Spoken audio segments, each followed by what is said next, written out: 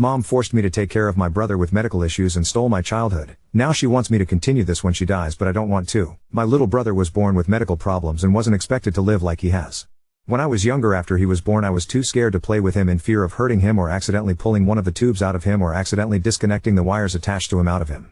As he started to grow she got stronger, but then his and my sister's dad abandoned us. Long story, but we found out their dad is not my thanks to ancestry DNA. That is when things to a downturn.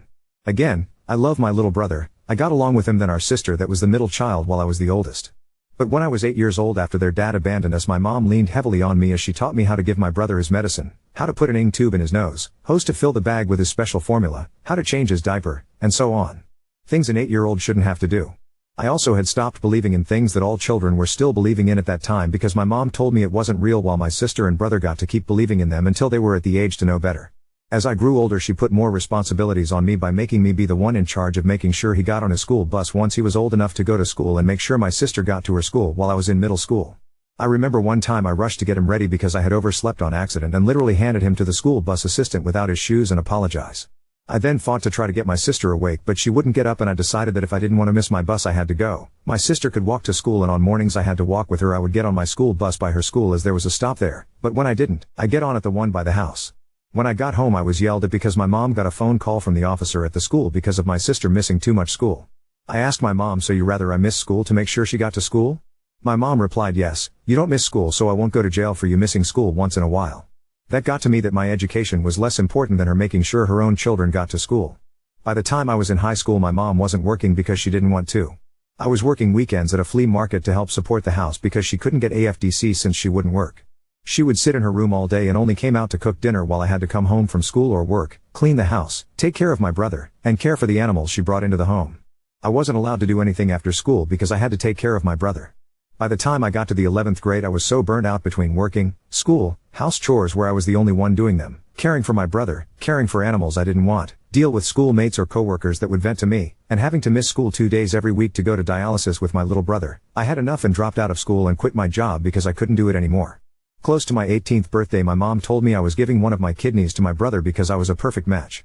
I hated being told that, but I was going to do it until I found out that due to me being underweight from my own medical issues that there was an 80.66% chance of me living, and if I did I would be dependent on people to take care of me. After that, when I turned 18 I moved out and away from her and my siblings because I didn't want to put others first anymore. Fast forward to recently, I'm 36, mom is 66, and brother is 31. Mom told me I need you to take care of your brother when I die. I replied with, you stole my childhood and teen years from me to care for him. I'm not doing it as a fucking adult. Get someone else to do so or he is going into a nursing home. I'm done. I then quickly left her house before any fighting could break out. So, Ida? Update 1: I can't go NC with my mother, otherwise I wouldn't be able to find out how my brother is doing or see him and my godfather. Also, let's not wish death on anyone. Yes, my mother is a horrible mother and she even has recognized and admitted that to people that I only talk to her because she is guardian of my brother and the only reason I will go to her funeral to make sure she is actually dead. Like, it greatly upsets me that she realizes this and won't do anything to fix it but does everything to make it worse. About my sister, her and I have low to NC only because we honestly can't be around each other long enough in our young adult years without us getting into fights. Like full-on fist fights. I went NC with her after my oldest niece yelled at me, "Don't hurt my mom." I literally realized I was choking my sister out in that moment and let go while back up and just basically defending myself. That fight started over how she hit our little brother in the back of his head. When I was younger I was always her punching bag because our mother wouldn't get her into therapy, and her excuse for letting myself hit me was the doctor says she does it because she is comfortable with expressing herself to us. But the moment I tried to do something like that I'd be the one in trouble and getting beat by our mother. My sister and I only started talking after she agreed to come to a therapy appointment with me and decided after that to get therapy for herself, so we are working through things.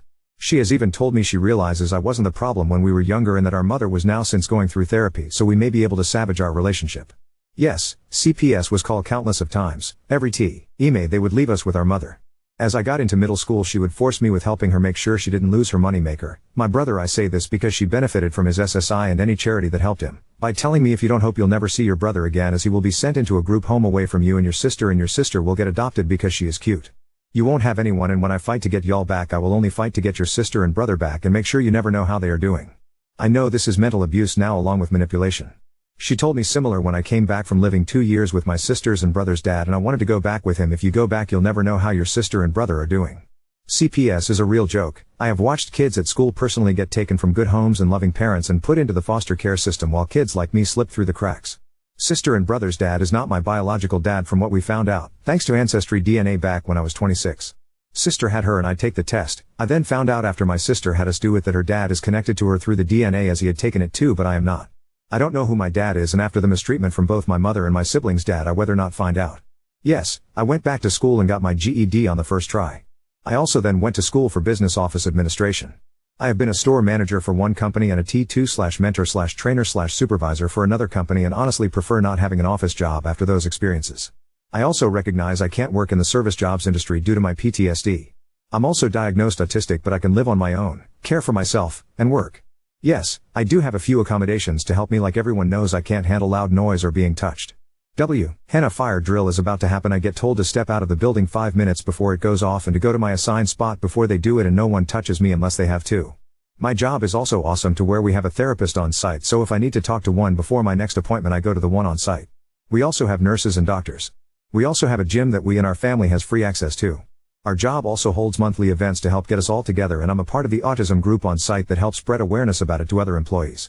Most of my coworkers never knew I had it until they saw me helping the group at one of the events, but they also told me after finding out that it explains a lot about how I act and carry myself. I have a group of friends that will not let me push them away and does everything to make me not feel like a burden by kidnapping me, especially when I pull away.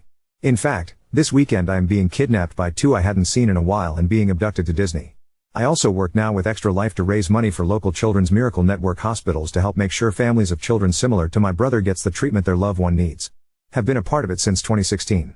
I also do Sight for Kids, since it wasn't for the local Lions Club when I was younger I wouldn't have gotten my first pair of glasses that honestly helped me out with being able to learn in school after my 3rd grade teacher said I was unteachable. No, my brother's dad has nothing to do with him, and I much rather take my brother in before I allow that to take him in. Don't want to get into any of that because that is currently a can of worms I'm working through in therapy. I will say this, there was much more abuse that came from my mother than just this part. It was so bad that my grandmother wrote my mother a letter telling her how horrible of a mother she was and that she never deserved to have me. My grandmother was a God-fearing Christian woman, and to see the letter that she had wrote my mom shocked me, because that letter I would have sworn didn't come from my grandmother if my grandmother hadn't have admitted to writing it before her death. I had family members literally try to get custody of me, some I would have loved to live with, while another one was worse than my mother. Update 2: our mom tried to tell my sister she couldn't do that, and my sister said the F I can't. I have yours in his POA. I have the power to do what is in the best interest of you and him, and to be frank, if it wasn't for me having it, insert my name, would have had her way a while ago by putting our brother in a nursing home and having you locked up in the nut house and when you got out into a nursing home. Long reason behind that, just know my mom has never taken care of her health, but honestly has taken care of my brother. Again, it's because I feel like it is because she gets money for caring for him.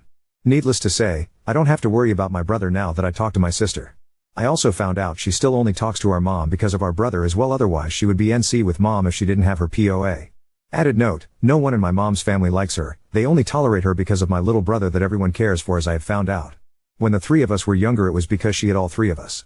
Thank you everyone for the advice, as it worked me into having that talk with my sister and finding out she had already set all of it up. She didn't plan to tell me though until it happened, and when it did she would tell me where he was at so I could visit and call for him. My sister said she would also talk to me about this more, as she didn't realize how much our mother was leaving me in the dark until hearing my concerns, so there's a happy ending here.